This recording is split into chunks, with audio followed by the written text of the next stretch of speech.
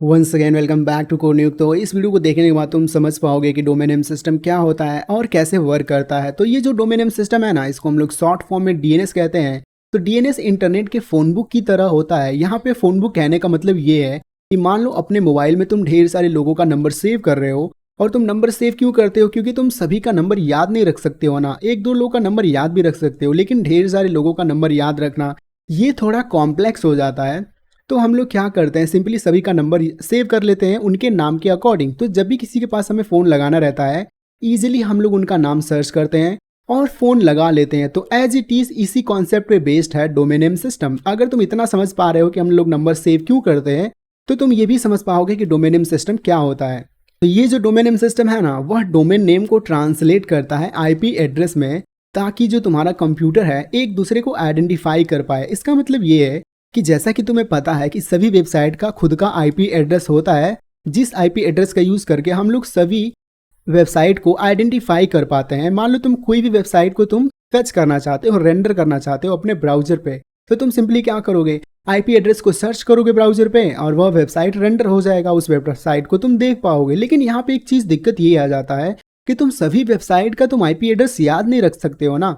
यहाँ पे तो बहुत सारे वेबसाइट हो जाते हैं, एक दो लोग का तुम याद भी रख पाओगे कि ये आईपी एड्रेस है, लेकिन सभी वेबसाइट का आईपी एड्रेस याद रखना थोड़ा सा कॉम्प्लेक्स हो जाता है।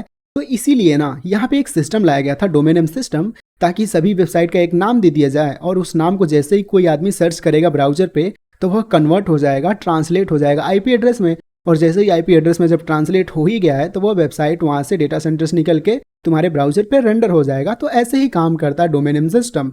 तो आई थिंक तुम्हें समझ में आया होगा। तो ये जो डोमेन नेम सिस्टम है ना, जो गैप होता है कि आदमी नाम याद रख सकता है लेकिन नंबर्स याद नहीं रख सकता है, तो इसी गैप को डोमेन नेम सिस्टम फिल करने का काम करता है, ताकि जब भी तुम youtube.com सर्च करो तो उसको आईपी एड्रेस में कन्वर्ट कर दिया जाए, यूट्यूब के आईपी एड्रेस में कन्वर्ट कर दिया जाए।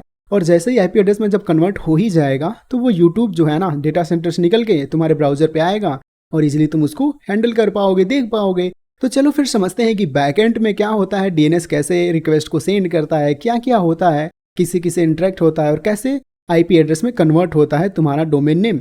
तो सबसे पहले ये जो ब्राउजर पे तुम कोई भी चीज़ सर्च करते हो, मान लो कि तुमने सर्च किया youtube.com, तो यहाँ पे तो तुम्हें पता है कि हाँ यार इसका आईपी एड्रेस इतना होता है, लेकिन ब्राउजर कैसे पता करता है, चलो ये समझते हैं। तो जैसे तुम सर्च करते हो किसी भी ब्राउजर पे youtube.com, तो क्या पता कि उसके कैसे मेमोरी में ही आईपी एड्रेस मिल जाए। तो कितना आसान हो जाएगा कि ब्राउजर, जैसे ही तुम यूट्यूब सर्च करते हो ब्राउजर पे, तो ब्राउजर के पास ही उसके कैसे मेमोरी में उसका आईपी एड्रेस है यूट्यूब का। तो ईजिली क्या करेगा, फेच कर लेगा और जाके आईपी एड्रेस से कांटेक्ट कर लेगा यूट्यूब को, और यूट्यूब का जो पूरा डेटा है उसके ब्राउजर पे आके फेच हो जाएगा, रेंडर हो जाएगा। तो आराम से कोई भी आदमी यूट्यूब को देख पाएगा। लेकिन अगर क्या हो कि उसके जो ब्राउजर के कैसे मेमोरी में वह आईपी एड्रेस है ही नहीं, अगर उसको मालूम ही नहीं है, तो फिर क्या होगा। तो ये मालूम है क्या करता है ब्राउजर, ये जो ब्राउजर है ना, डोमेन नेम सिस्टम से पूछता है कि काम करो, तुम जाओ आईपी एड्रेस को फाइंड करो। तो ये जो डोमेन नेम सिस्टम है ना, आईपी एड्रेस को फाइंड करने में लग जाता है।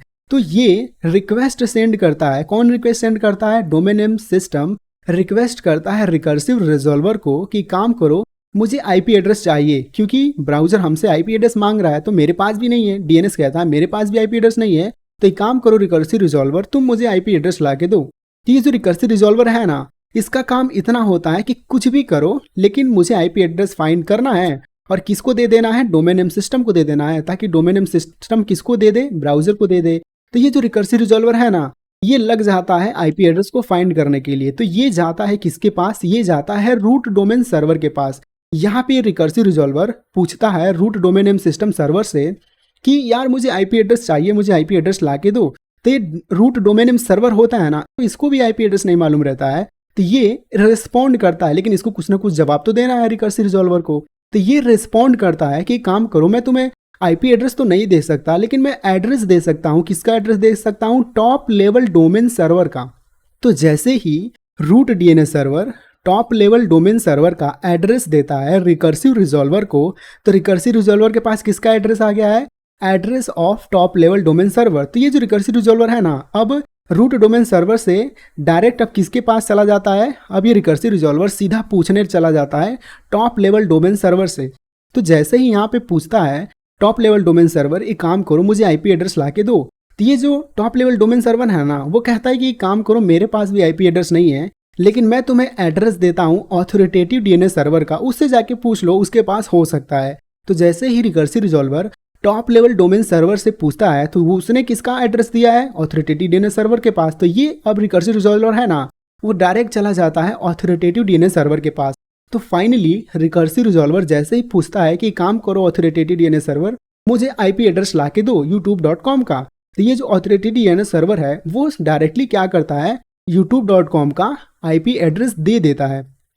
तो जैसे ही रिकर्सिव रिजॉल्वर को आईपी एड्रेस मिल गया है, तो ये उस आईपी एड्रेस को डायरेक्ट अब ब्राउजर के पास उठा के लेके जाता है। तो ब्राउजर को जैसे ही आईपी एड्रेस मिल ही गया है, तो डायरेक्ट कांटेक्ट करेगा सर्वर से। किस सर्वर से कांटेक्ट करेगा, जो सर्वर youtube.com वाले वेबसाइट को होस्ट कर रहा है। तो उससे जैसे ही कांटेक्ट करेगा, तो वह क्या करेगा, सारे कांटेक्ट को, सारे यूट्यूब के डेटा को ब्राउजर के पास सेंड करेगा। और जैसे ही सेंड करेगा तो ब्राउजर है ना, उस कांटेक्ट को लोड करेगा और उसको तुम्हारे स्क्रीन पे डिस्प्ले कर देगा। तो इतना सारी चीज़ें होती हैं एक डीएनएस के काम करने का तरीके में। तो आई थिंक तुम्हें समझ में आया होगा। तो यहाँ पे मैंने एक समरी भी लिख रखा है, तो आई थिंक तुम्हें समझ में आया होगा। So thank you for watching and मिलते हैं नेक्स्ट वीडियो में।